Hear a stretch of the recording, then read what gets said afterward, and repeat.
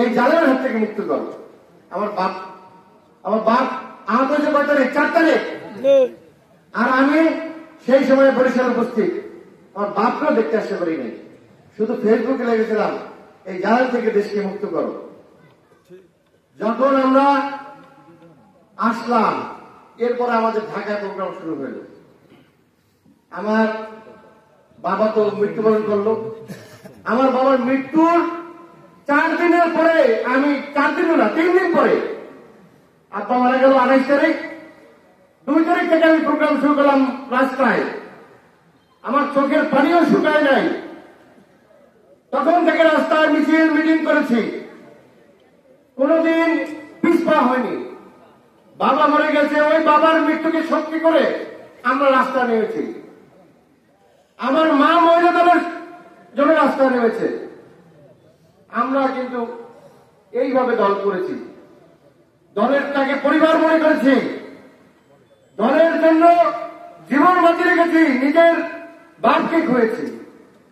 আমার ওই চাচাকে আজকে বললাম, চাচা আমার কথা তো মানুষের কপি হয়ে যাবে, কারণ আমি যদি এখন এই কথা বলি কথাটা আরেকজনের কথা হয়ে যাবে। আমার নেতা যারা মরহুম সালাউদ্দিন কাদেরের সন্তান হুম্মাম কাদের আজকে যে নমিনেশন পেয়েছে, ও কয়েকদিন আগে নমিনেশন পাওয়ার আগে বললো যে বাপ হারিয়েছি, দল করেছি, এরপরও কি নমিনেশনের জন্য আমার বলতে হবে যে আমাকে নমিনেশন দাও। নমিনেশন আমাদেরকে দিয়েই দেবে না? আমাদের দলের নেতা তারেক রহমানের উপরে বিশ্বাস আস্থা এবং খালেদা জিয়ার প্রতি বিশ্বাস আস্থা আমাদের আছে, আমার আছে, যে উনি ঠিকই নমিনেশন আমাদেরকে দেবে এবং আমরা ইনশাল্লাহ। আর যদি না দেন, অনেক সময় দেখা যায় না, আমাদের একজন প্রিয় নবী ছিলেন, আজকে যার জন্য কোরবানি হয়েছে, এই কোরবানি সৃষ্টি যেখানে হয়েছে ইসমাইল আলাইহিস সালামের কোরবানি দেওয়ার জন্য আল্লাহ দিতে বলছে না?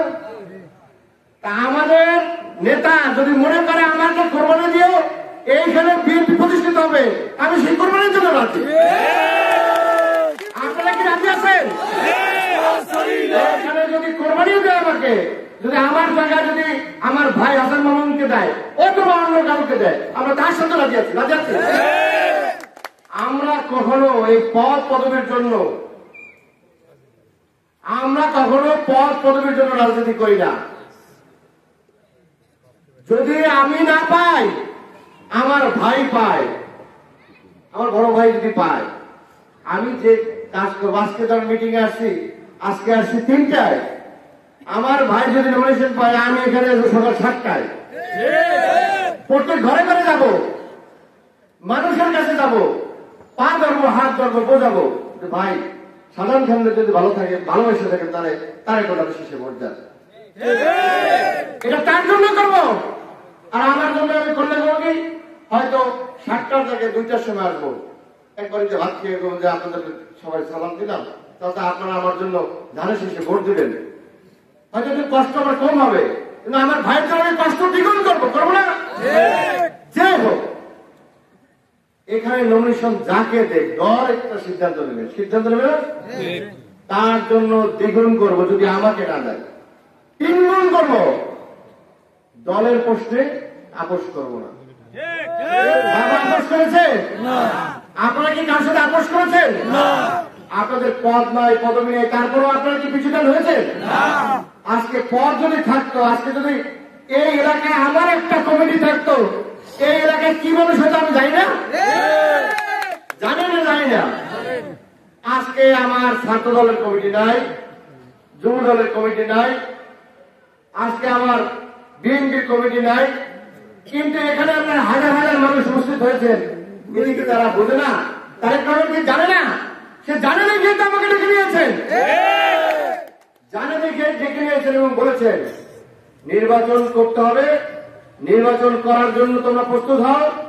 অনেক বড় ষড়যন্ত্র কাজ করছে দেশের বিরুদ্ধে, এই ষড়যন্ত্রকে তোমাদের মোকাবেলা করতে হবে, ঐক্যবদ্ধ থাকতে হবে।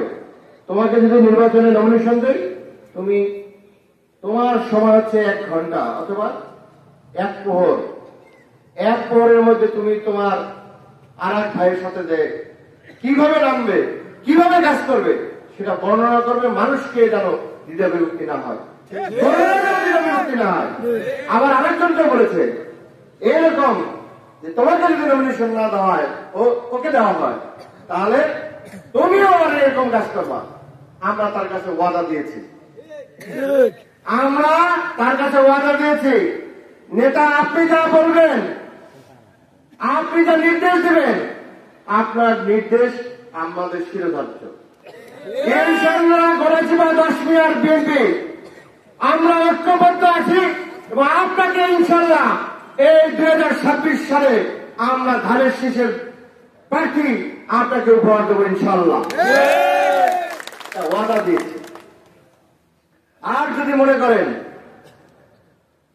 আপনার সারা বাংলাদেশের রাজনীতির জন্য এখানে যদি আমি শুনেছি, এটা তো গোপন করার কিছু নাই, যে এখানে অনেক আমাদের অন্য যারা আছেন শহীদ দল, তারাও মনোনয়ন চায়। দেশের সাথে যদি আমার নেতা বিএনপি এবং বিএনপির সকল নেতৃবৃন্দ যদি মনে করেন এইখানে তাদের দলের সাথে অন্য কাউকে দেবেন, আমরা তার জন্য আছি। কিন্তু আমরা সবাই চাই এই এলাকায় আমরা যেহেতু বিএনপি করি, বিএনপির প্রার্থী হিসেবে আমরা নির্বাচন করতে চাই, সেখানে আমি আপনাদের প্রতিনিধিত্ব করতে চাই। আপনারা রাজি আছেন? রাজি আছেন? আপনারা রাজি আছেন কিনা?